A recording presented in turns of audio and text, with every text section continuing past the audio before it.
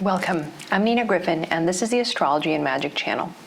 Today we'll talk about the astrology of the fourth week of September 2024. This is September 22nd through the 28th. First off, I wanted to say thanks to all of my patrons. I appreciate your support.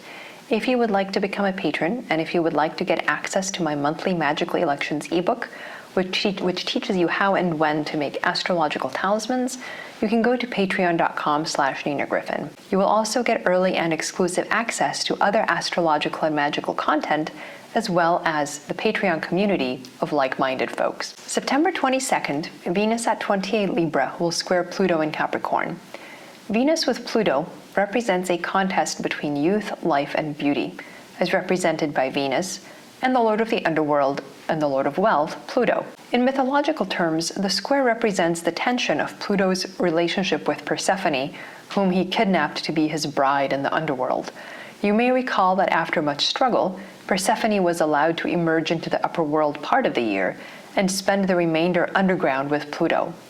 In that sense, their relationship is exemplified by the tense square aspect, which exudes tension, an uneasy truce, and all carefully negotiated compromises.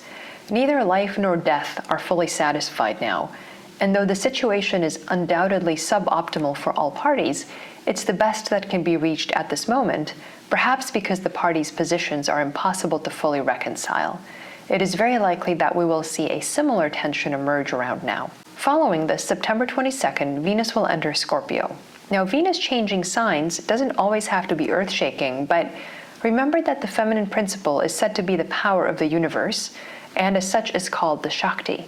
So Venus's changes of signs and aspects are always critical, if sometimes subtle. Venus now brings her drive for unity and cohesion into the underworld realm of Scorpio. It is said that Scorpio rules all dark places and poisonous creatures, like the scorpion, as well as places of standing water. Not very nice, is it? Yet Venus brings her life-affirming energy to every part of the cosmos in turn, and Scorpio really needs that energy.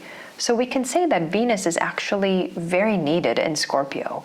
She is in her detriment there, though, because the inhospitable terrain of the sign is about as far from her natural habitat of joy and delight as can be. Yet she is the goddess, and she is needed precisely here more than anywhere, and now more than ever. So we can see her journey through Scorpio over the next month or so as an opportunity to bring Venus's virtues of joy and good fortune precisely where they are lacking. So we would expect her transit through Scorpio to be quite transformative and to create joy where maybe there hasn't been much. The same day, the Sun enters Libra, and this is the Libra ingress, which is the moment that the Sun enters the autumnal cardinal sign, bringing the first day of fall to the northern hemisphere. The Libra ingress tells us something about the upcoming 3 months in the location where it was cast. And if we cast it for Washington, D.C., we can see something about the trends for the U.S. in the upcoming months.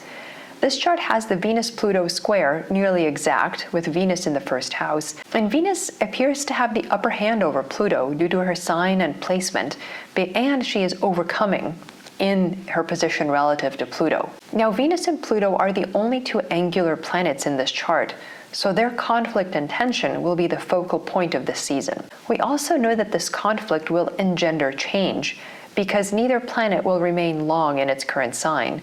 Venus will soon move into Scorpio, and in the middle of November, Pluto will enter Aquarius for good. We are certainly on the cusp of a major change, and the tension between the forces of life and death will soon be resolved one way or another. September 24th, Mercury at 27 Virgo will trine Uranus in Taurus. This combination tends to bring surprising new developments. Remember that this summer, we had Mercury in Leo square Uranus 3 times, creating shocking and dramatic events. With a harmonious trine, Mercury is still going to be quite the powerful agent for change, but the change will be more organic and less shocking, but still pivotal, since Uranus, an outer planet, is involved. As with all Mercury aspects, we see the opportunity now for spiritual and magical development, and if we want to take on the role of a change agent in our own lives and in the world at large, this is an opportunity to do so. September 25th, Mercury at 28 Virgo opposes Neptune in Pisces. Mercury has the ability to transform anything and everything he touches, and whenever he contacts the vast cosmic chaos that's symbolized by Neptune, we have the chance to impose order on something seemingly vast and chaotic, simply through the power of thought and especially language, the power of naming. Many myths from around the world view the ocean, the realm of Neptune, as chaos and entropy that lacks any organizing principle and any meaning. This is the very special and crucial gift of Mercury.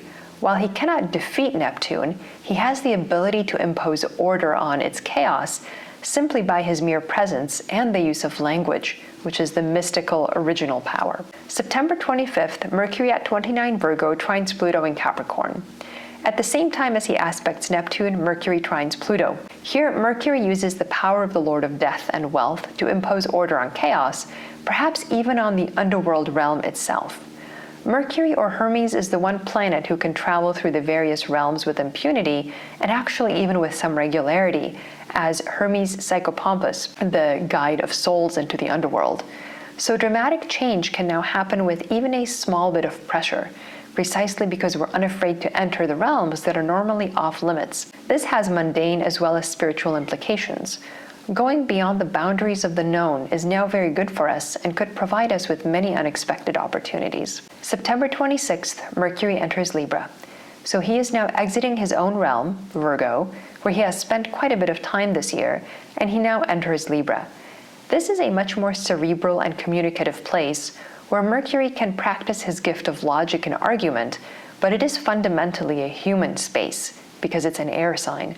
Libra is the marketplace, it is the law court, and in fact it rules many of the human institutions, which are based on negotiation, persuasion, and communication.